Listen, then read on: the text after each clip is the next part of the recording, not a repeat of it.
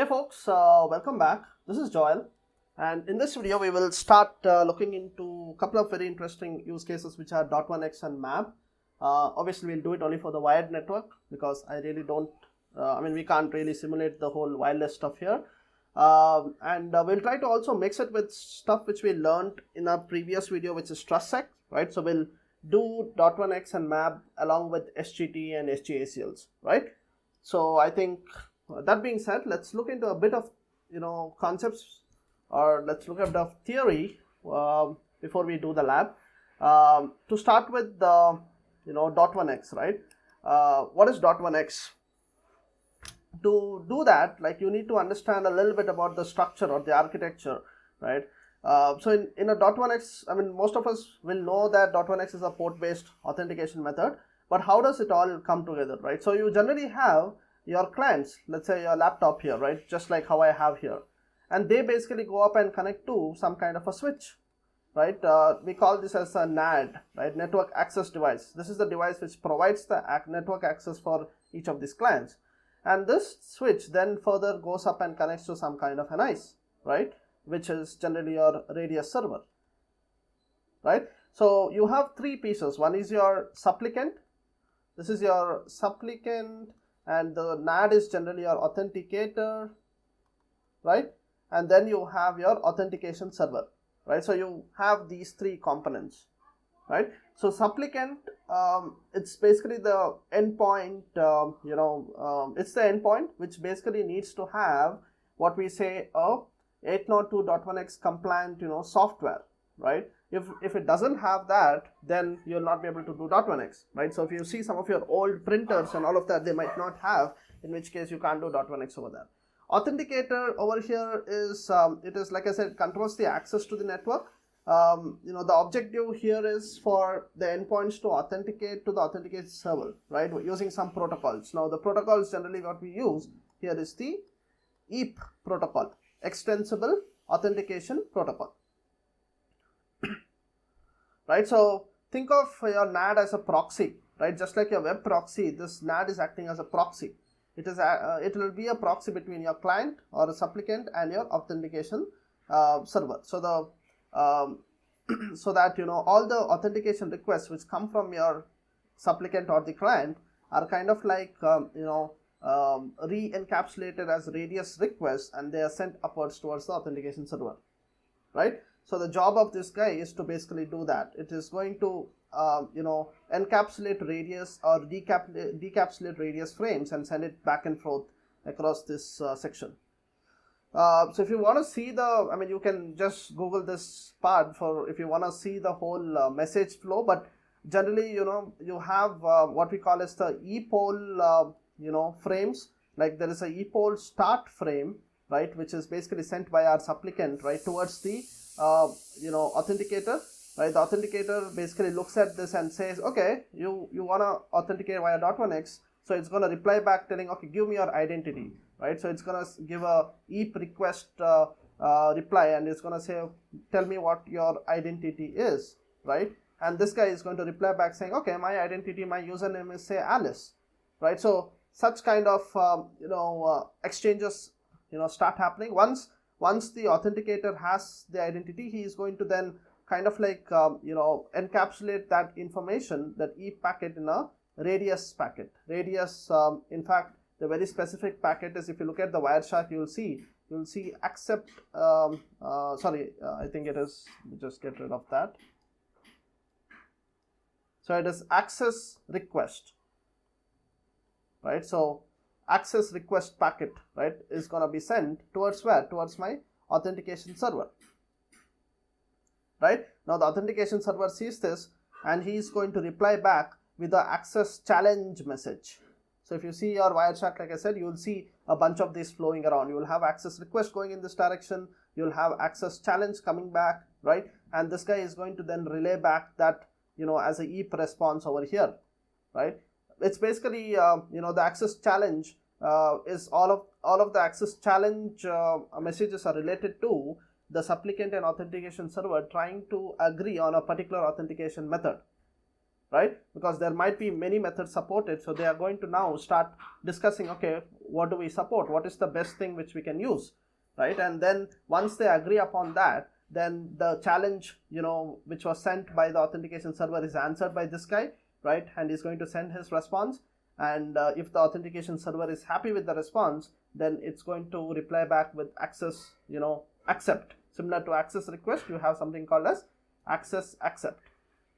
So if you get access accept, which means the port, is authorized, right? So that is mainly with respect to, like I said, this is a very brief introduction, right? You can obviously go back and check the whole packet flow in your setup as well, pretty straightforward. But that's not it, right? Just authentication, that is just authentication. But after authentication, we obviously got to do authorization. What is authorization?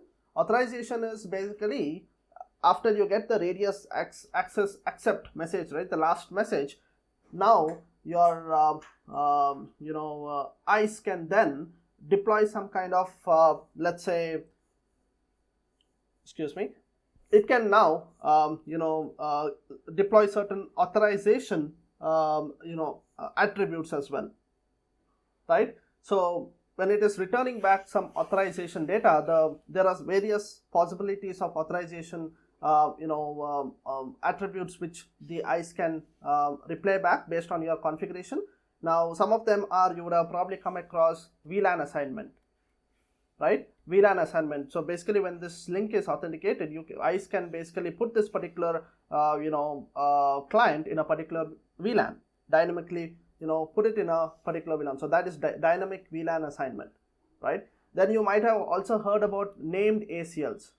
Now this one generally used with, you use it with wireless or WLCs, right? So in WLC, what you can do is you can configure an ACL and keep it ready on your WLC, and once the port is authenticated, you can basically, for that particular session, you can kind of activate this ACL which was already configured on WLC, right? So that is another way. So because I believe your WLCs, at least the older ones, they don't support your dynamic, it doesn't support your DACLs, right? So that is why you do named ACLs, which means the next discussion is around DACL. DACL is nothing but your downloadable ACL, right? So again, downloadable ACL is something which ISE provides for a particular session, right? And the switch obviously will remove that per user ACL configuration once the session ends, right? Or if the authentication fails or link goes down, whatever happens, that ACL is thrown out. So that ACL is active only for that particular session. We will look into how we can configure this as well. So this is another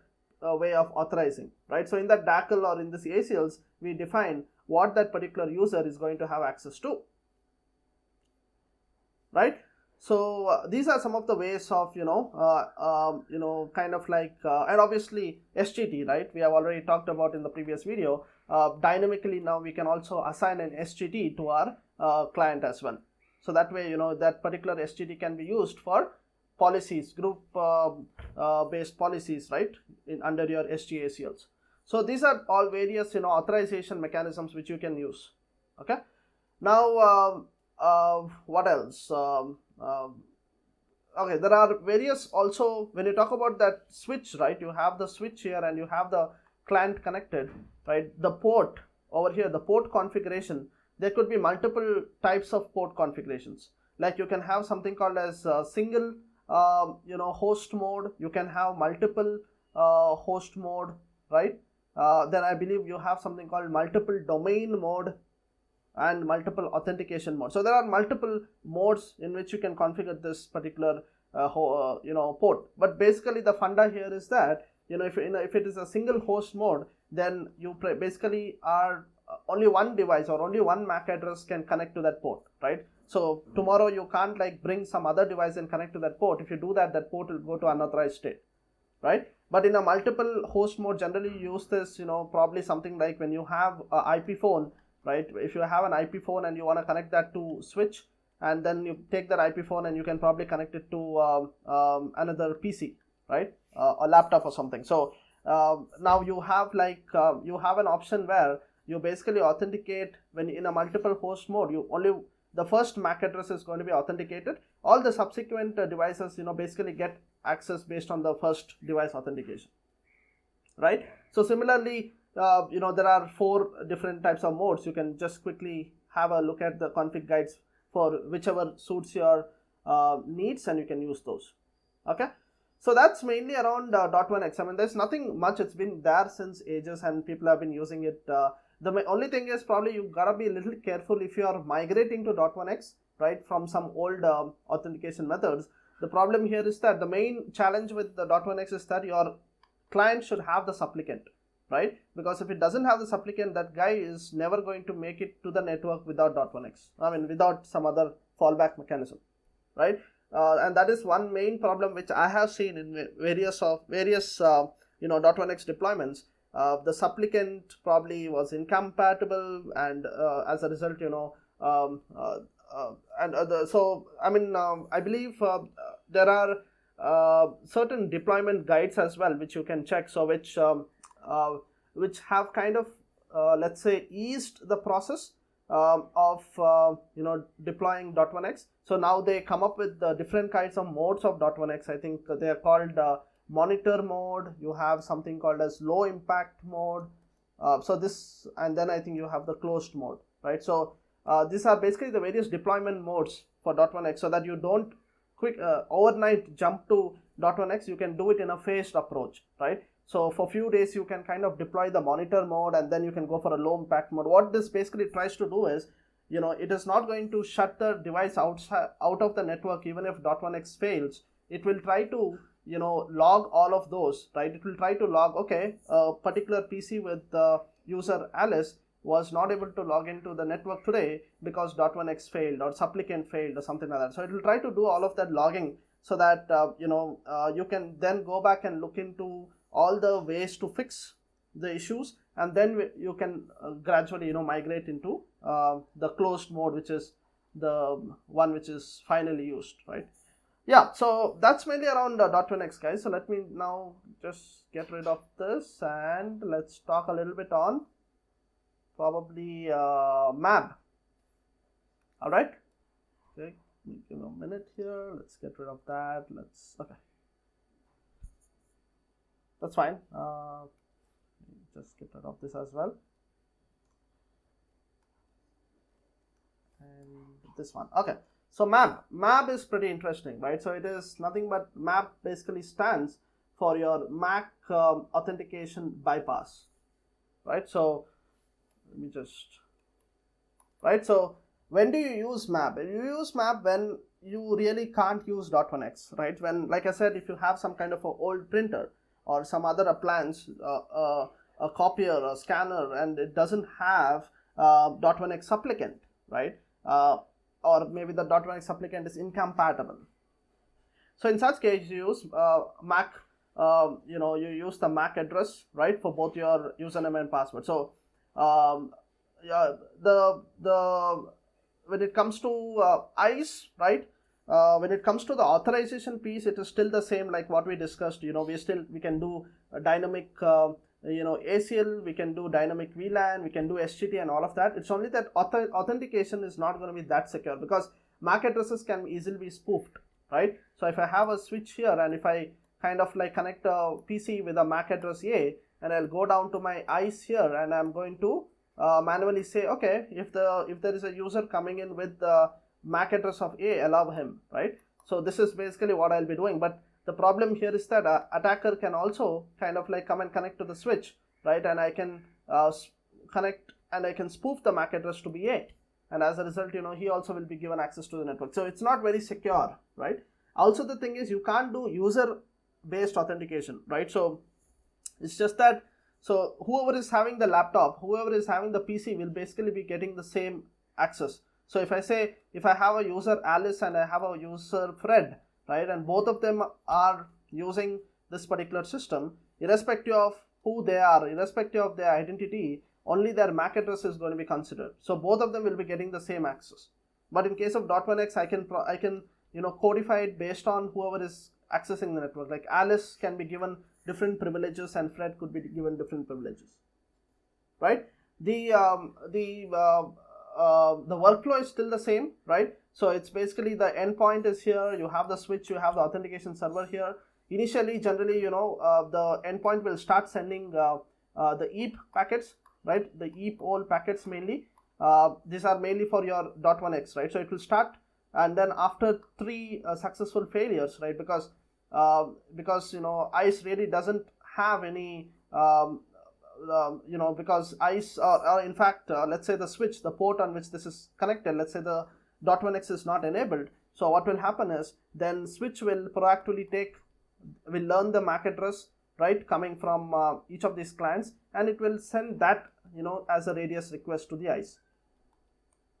And you might ask me the question, if it is sending a radius request, it should have some username and password. Yes, it is going to use the MAC address only as the username and password, and it's going to send across to the ISE. And on ISE, you would have configured a MAC authentication policy. So it will look at the MAC address and will say, oh, okay, this particular PC is part of my endpoint, so I'm going to allow access, right? As simple as that. Nothing very complicated here. The radius requests are going to be very much the same as what we discussed before. You're going to have a radius access request, then there is a access accept coming back and so on, right? And obviously you can, like I said, you can do any kind of authorization policy on top of it. All right.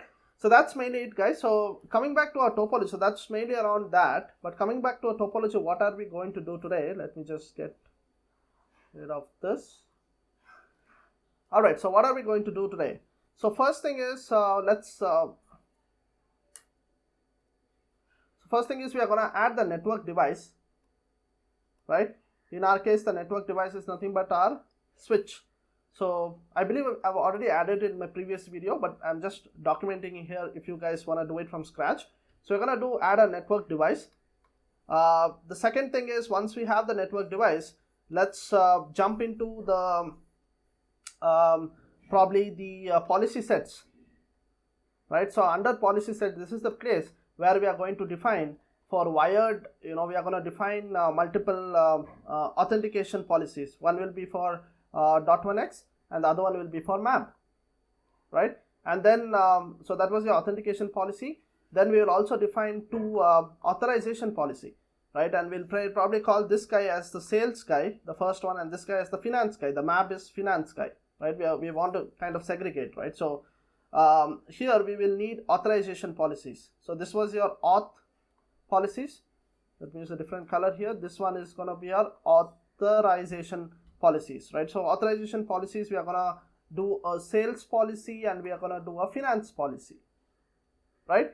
But this is not it. In each of these authorization policy, we'll do some fun stuff. Like for example, here we'll put a DACL, right? Dynamic, ACL, downloadable ACL, where we'll say, don't permit the sales PC to say the domain controller, right? The domain controller which is there here, we'll put that, right? We'll say don't allow access. So we'll put a DACL over here, right? Here probably let's not put a DACL, which means he'll have access, right, to the domain controller, right? So sales guy will not have access, whereas finance guy will have an access. Further, we'll also put a SGT, right? So we'll put a SGT here probably for the sales. We are gonna put a sales SGT, and here also we are gonna put a SGT for the finance guy, right?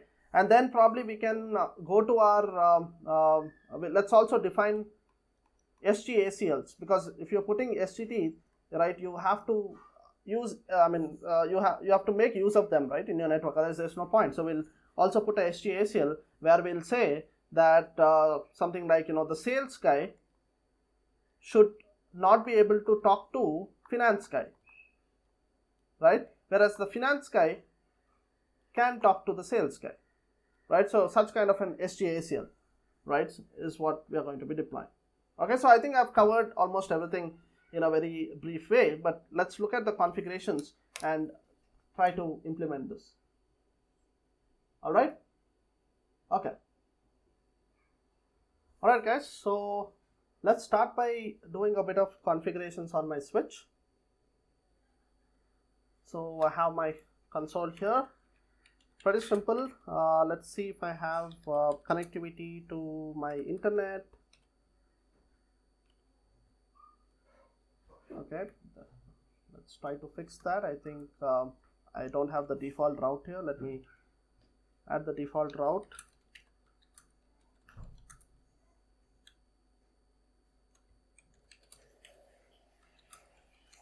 IP route. My next stop is the router from the topology. Right, so let's check now. Yep, there you go. So that's good. And I hope I have connectivity to my ISE 172.16.32.102. Yep, and I have connectivity to my domain controller as well. Awesome. So now let's do the configuration needed here. On the switch, doing a lot of typos today. So on the switch, let's start by doing our AAA new model.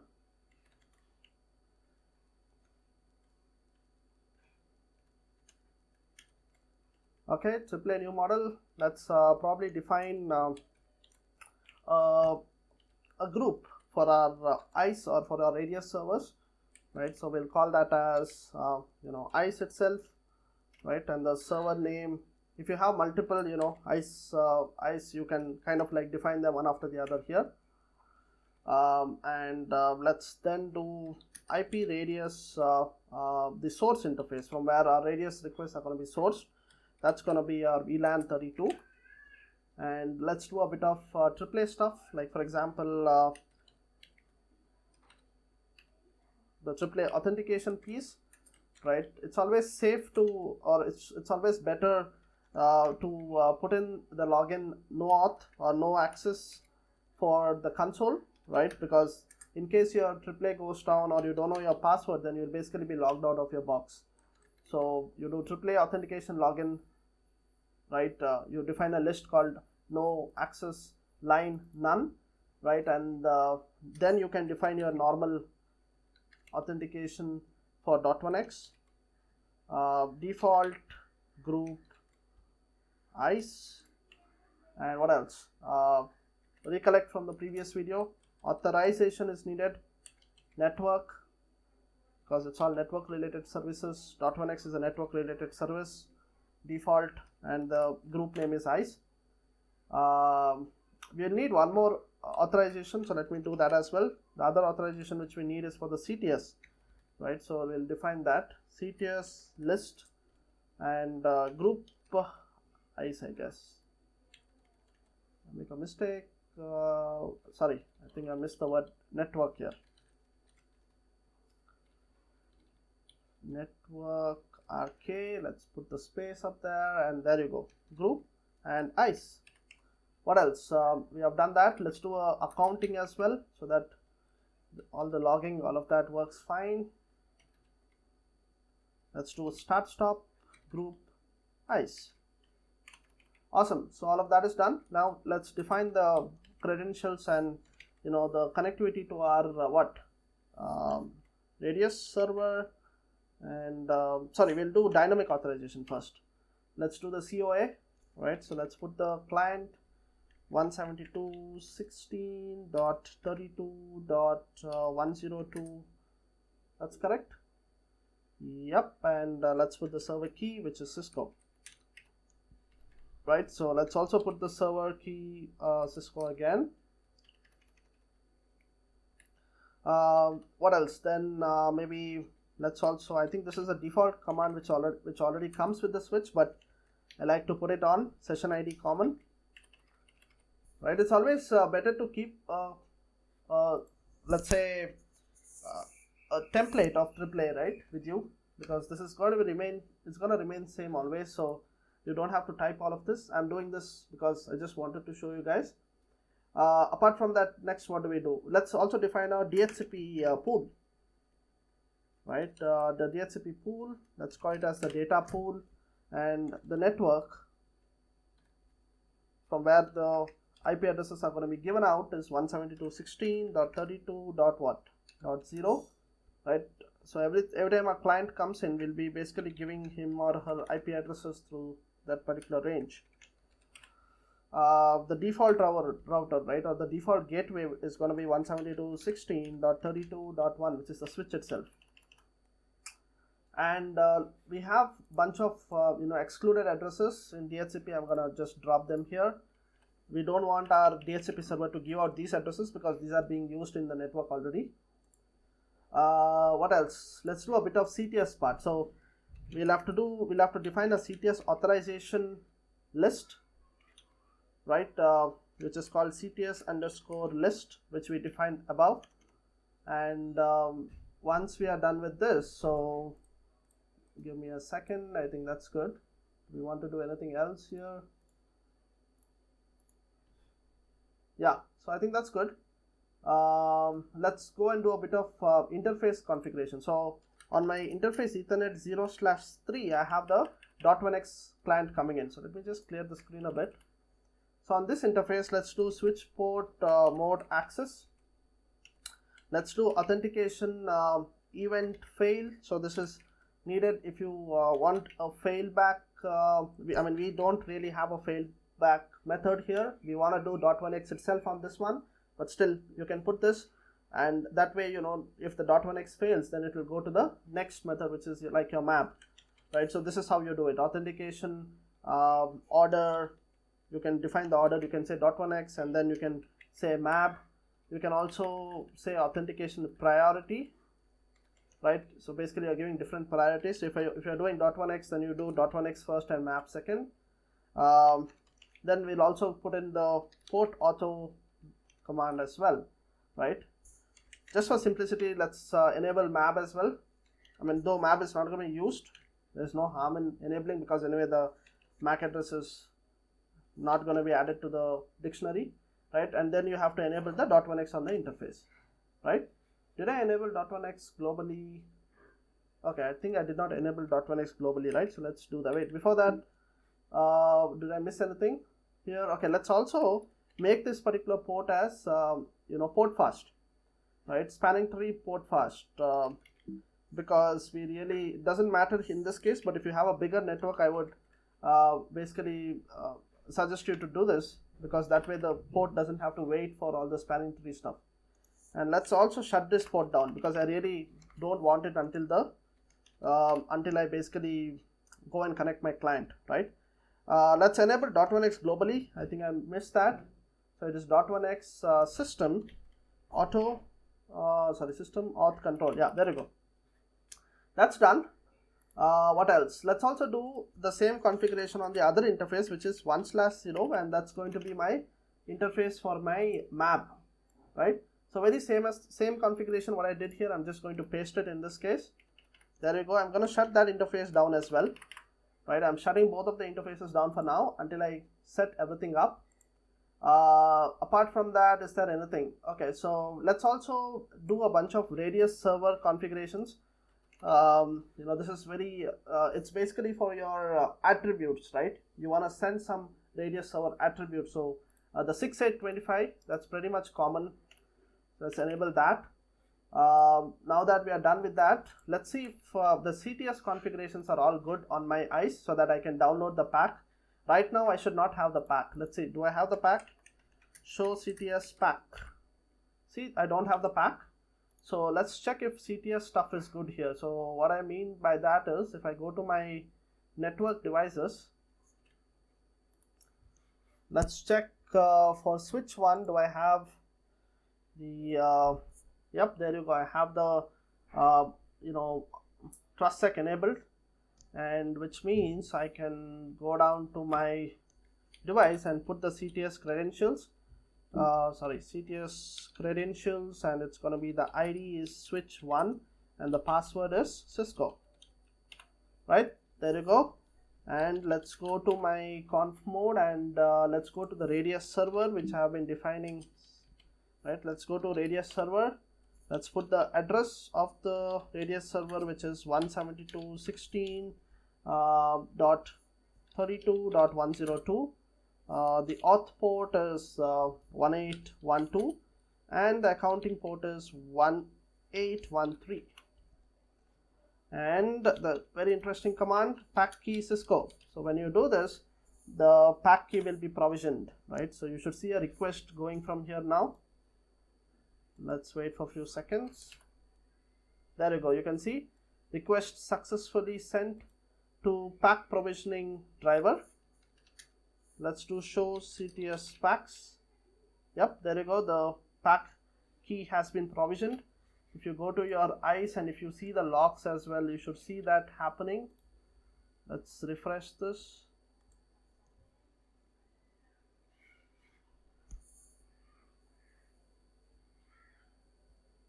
It's taking a bit of time.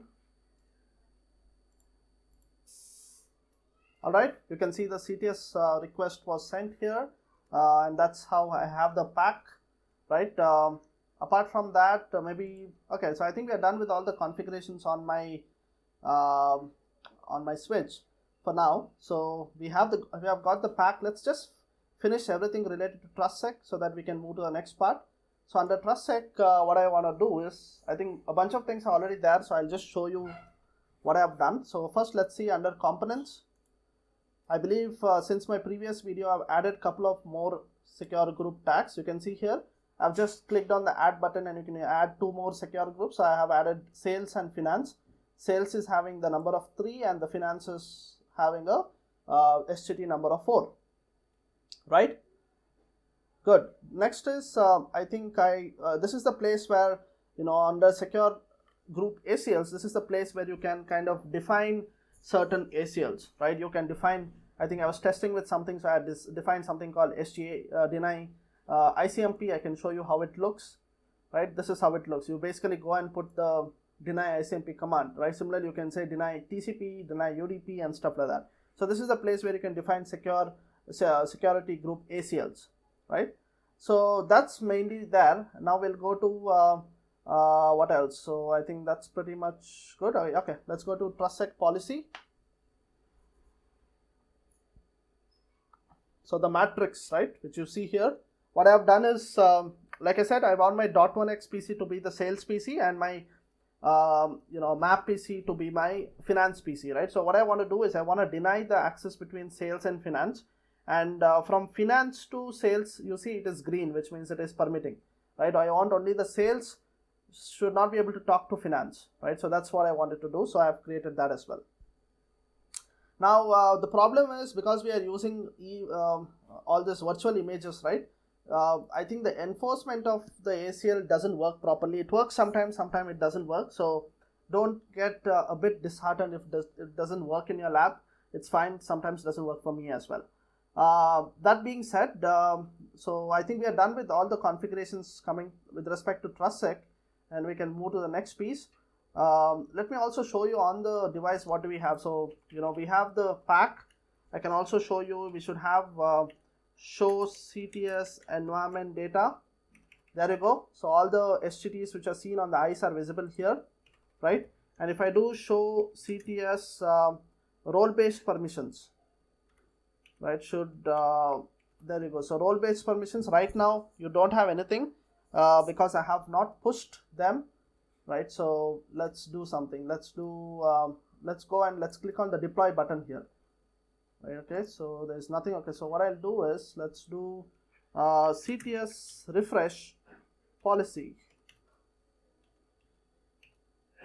Okay, so that should get downloaded in probably in few seconds. Meanwhile, we can do something else. But this is because I had already done this lab before, right? That's why I was not able to deploy it from here. But otherwise, if you're doing it for the first time, you click on this deploy button. What ICE will do is, using COA, right, change of authorization, it will push the policies down, right, to your devices. Okay, I think I have not done the enforcement command, so that's why probably. Let's do that. So if you want your CTS enforcement to happen on your switch, right, you need to tell the switch to do it. So you'll have to do CTS role-based enforcement, right? Now, if you want layer 3 enforcement, this is it. You can just hit the enter. But if you want on the VLANs, you have an option called VLAN list, and you can define which VLANs, on which you want the enforcement to happen. I'm just going to say all VLANs. Right, there you go. Now you can see the role-based permissions. I have some output coming. But surprisingly, you don't see the deny IP, right, over here. The reason is because the switch downloads only those SGACLs which are needed, right? Currently, it doesn't have any clients with the any SGT which is 3 and 4. As a result, it is not downloading any SGLs corresponding to that. I'll show you that this will change as soon as I have a client connecting to my network. All right, so we have done everything with respect to TrustSec. We can move on to the next part, which is defining our policy sets. Before that, let me show you under policy results. This is the place where you define your authorization results, right? Your authorization profiles, in fact. So I believe I have defined one downloadable ACL here.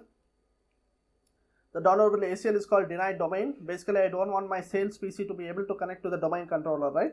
So I have defined this pretty much straightforward. You just put a deny IP to 172.168.32.40 and rest everything is permitted. And now we can go to the authorization profiles. Sorry, let's go back here.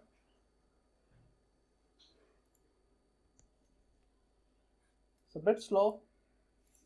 All right, so here, as you see, I have defined a couple of authorization profiles, which is nothing but one is the VLAN 32, right? So this authorization profile is nothing but I'm telling provide VLAN 32 or put that particular client in VLAN 32, right? And this is nothing but I'm basically saying deploy the DACL, right? So these are the two authorization profiles which I have defined, which we'll be basically using it in our policy sets, which means now we are all good to go and start creating our policy sets. Let's go and do this. Because I want to show you every single step here, I'm not going to use anything in default. Let me create my own. So let's click on this gearbox here and put something on the top. Let's call this as wired. And let's click on the plus button here.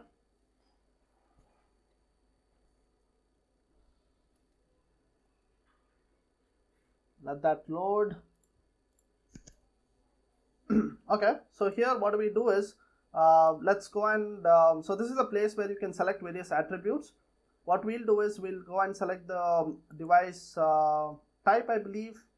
Let's click on this, right? So we'll click on the device type.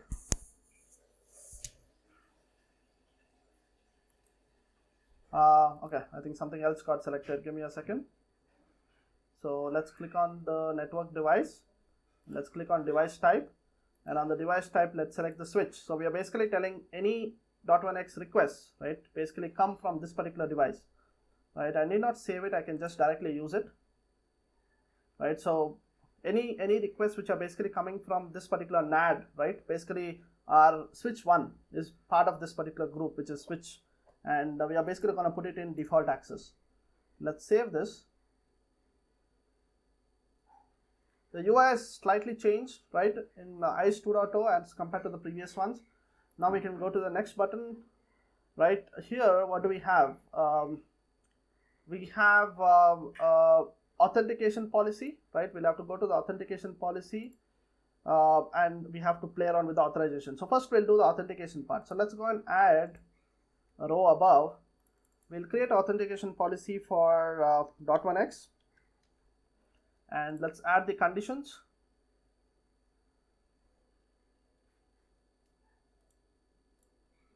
Right, so this is a place where you can create, this is called as condition studio basically.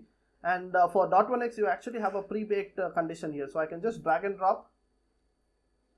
I think that did not work. There you go, drag and drop, use it.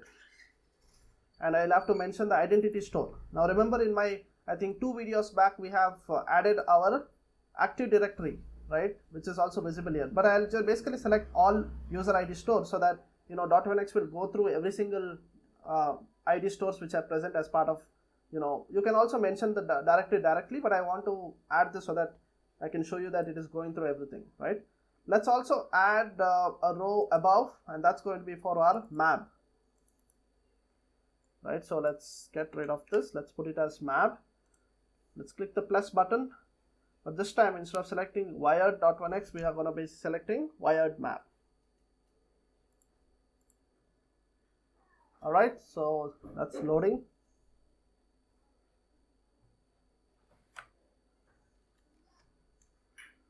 So let's click on, where is the map? You have the map here. Let's just drag and drop and put it here. Okay, so we are going to use the map.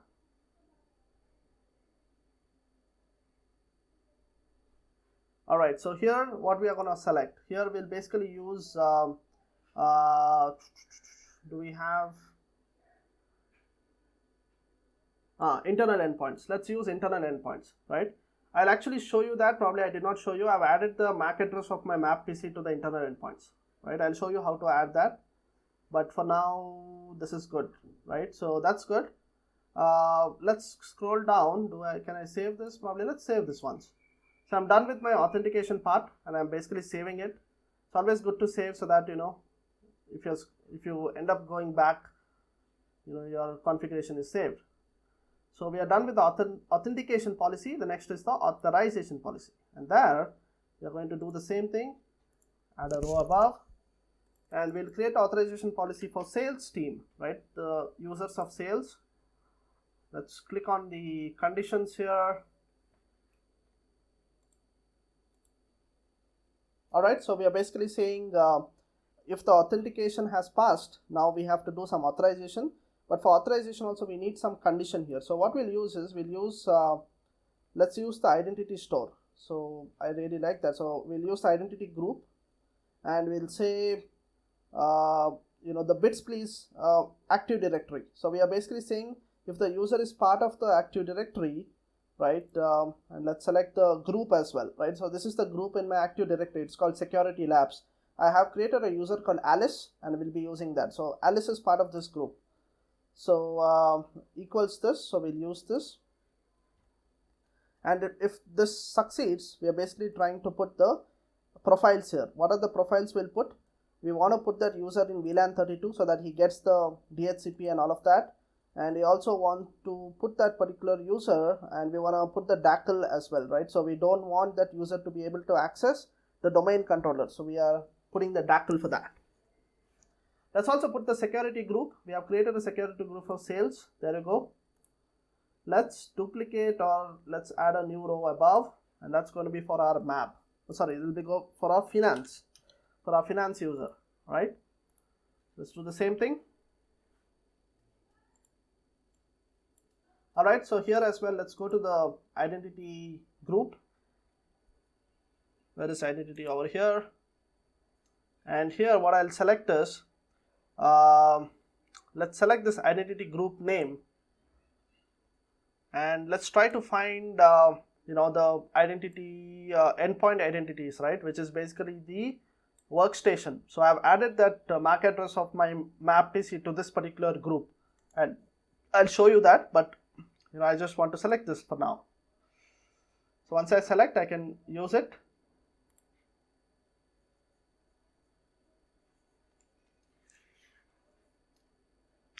Once done, I can create a, you know, profile, and I think I can use, I'll have to use VLAN 32.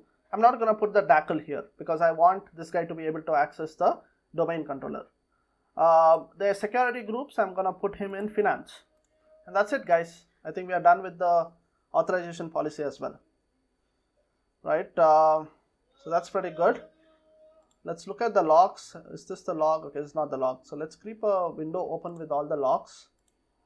And let me also show you where do we add the, you can go to endpoints here and you can add the endpoint, right, the MAP PC. So in my case, I think my MAC address starts with the, you can see the first one, right, the one which ends with 03. So you can see I've added it to the workstation profile here, and that's how, you know, it is able to understand that it's a PC connected to that, right? So you can do that. Now I think we are done with all the configuration. It's time to go and unshut the ports. Is there, what is this? Discard, okay. Okay, so let's just keep this up. All right, so let's also enable debugs here. So let's do debug radius. And it's time to go and unshut the port. First, let's do one by one. So let's unshut what? Let's do Dot1x first, or let's do MAB. Let's do MAB first. So let's go to interface Ethernet, which is the MAB interface. It is 1/0. So let's do interface Ethernet 1/0, no shut, right? And let's go to my PC. This is my MAP PC.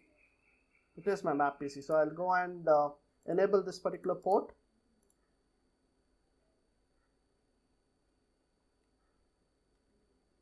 There you go, it is trying to authenticate, attempting to authenticate.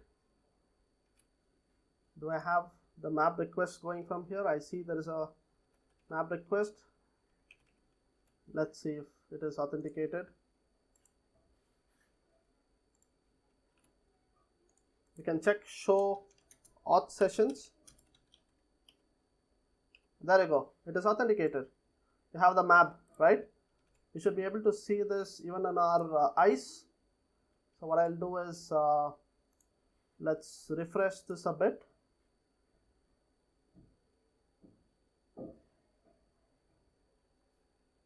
While that is refreshing, let's see what has happened on the port.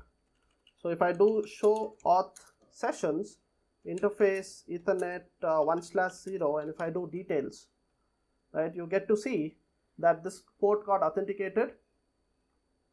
Okay, went up. Let's run that again. There you go, it got authenticated. It got an IP address of 172.16.32.2, right? That's the DHCP IP. And you see it also has got an SGT of 4, right? Now because it has a SGT, if I do show CTS role based permissions, right, there you go, it has downloaded the SGT as well. The SGACLs.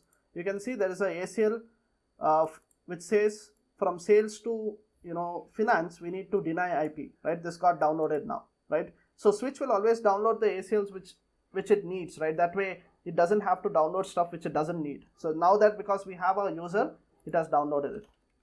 Now that is good. So we just to recollect, we have this authenticated nicely, right? Authentication has been a success. Here you can see, maybe let's just ignore or maybe let me just see authentication passed and the sessions. Let's just show those. The red ones are mainly they are not important, so you can skip them. You can see here the PC has been authenticated. You can see the authentication policy which got hit. You can see the authorization policy, this is the finance which got hit. You can see the VLAN 32 and the finance SGT was delivered to it. So all of that is looking good, right? Now let's go to the next one, which is the other port, which is let's go to the port, configure interface Ethernet, which one? 0/3, and let's do a no shut. This is the Dot1x port, right? And let's go to my Dot1x PC here, right? Let's enable this.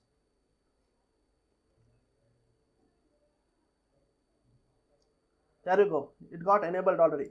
But if you really want to see what I have done in the background, what I have done is under authentication I have enabled Dot1x, and under additional settings, you have to basically click here and you can put the username password. In my case, I have authenticated with Alice and the corresponding password of Alice, right? So you can see it has authenticated. Okay, maybe I clicked this thing, so it is trying to authenticate again, but that's fine. I think we should have the authenticated sessions here. Show auth sessions. There you go, we have the Dot1x, right? You can see the Dot1x as well visible here. Let's see what has happened with the Dot1x session. So if I do show auth sessions, interface Ethernet, I believe it is 0/3, and if I do details, right, you can see the Dot1x session, it has got a SGT value of 3, right? Let me just disable the debugs. I don't want them anymore. So 0/3, right? So this is what you can see. You can see that it has received the SGT of 3, IP address is 172.16.32.3, and it also has received the DACL, right? Which means I can simply go to my, is this my Dot1x PC? Yes, this is my Dot1x PC. I can go to my Dot1x PC and I can first do IP config. And there you go, the IP address is visible. It got the IP address, which is fine. Now I can ping the internet, which is good. But I'll be able to ping the ISE as well if I want. I can show you that 172.16.32.102. There you go, I'm able to ping ISE. but at the same time I'll not be able to ping the domain controller because of the DACL, right? So what is the DACL? For 40, there you go, I'm not able to ping that, right? So that is interesting. Similarly on my MAB PC, this is my MAB PC.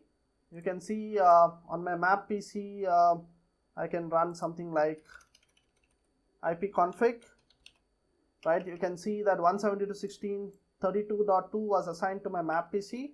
I'll be able to ping both my internet and my domain controller, right? I can show you that. So I can do 172.16.32.10, sorry, domain controller is at 40. See, I'm able to ping because there is no DACL here, right? That's cool. Now the only thing is, the one thing which we have to check is the SGT part. Now I'm pretty sure the SGT will not work because you know, I think it's a limitation of the image which I'm using, but so much we can verify. You can see that we have the show CTS pack, we are getting the pack. You can see that we are also getting the environment data, there you go, and we are also getting the show CTS role-based permissions, which is the policies are also getting downloaded, there you go, right? The deny is also getting downloaded, yeah, so that's pretty much it. But I think we will still be able to ping from sales to finance 172.16.32.2, right? See, the ping is still working because the role-based ACL is not getting applied on this switch. I think that's mainly an issue with the image, I believe, but that's fine. I mean, if you're able to verify at least till this point, it basically means that your configuration, all of that is good. It's just a hardware limitation, but that's cool. So I think that's mainly what I wanted to show you guys. I had actually turned on my Wireshark as well, just to show you the packet captures, and you can see this is basically what I was talking about earlier, right? With respect to my I think it's already scrolled down, probably, I'm not sure, probably I'll have to dig deeper a bit to catch hold of the actual message which was sent. But you can see there is quite something which has gone in here, because there is continuous messages being you know, going forward, backward, because for your CTS, right? So you have a lot of messages here, and they also all use radius itself. So, but this is a very good way to kind of capture your messages and see what's happening. But you can see basically the stuff which I was talking about earlier, right? You see a lot of access request and access response going back and forth. So that's very much concerning with your radius messages, right? So that's pretty much here. You can see access request here. Let's see what this access request is doing. So you can see there's a radius protocol. The pair is going here. Password, you can see the user password is being sent here, right? So, okay, but this is for the CTS again. Like I said, there are a lot of messages going in for the CTS, not for the Dot1x. So you'll have to just dig deeper. But anyway, so we actually saw that it's working. Okay, let's refresh this. We should actually have one more session now for our Dot1x as well. There you go. See, my user Alice has been authenticated, and the user, because the Alice got authenticated, it also downloaded the corresponding CTS policies and all of that. The DACL, I think, got accessed as well. So yeah, that's mainly it, guys. You can see both my MAB and my Dot1x worked. I also showed you guys how you can deploy SGTs and SGACLs and use that also for your access control along with DACL, right? So hope you guys liked it. Do tune in for more videos. Thanks a lot. Have a good day.